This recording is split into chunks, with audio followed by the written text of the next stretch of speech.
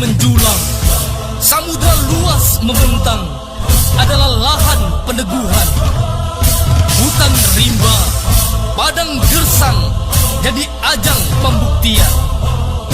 Hujan badai, terik panas kerontang, pastikan hiasi perjalanan. Saat langkah telah diayunkan, pantang surut ke belakang hingga sampai ke tujuan. Bertahanlah dan bersiap siagalah. Langkah berduri menyusuri rawa lembah dan hutan.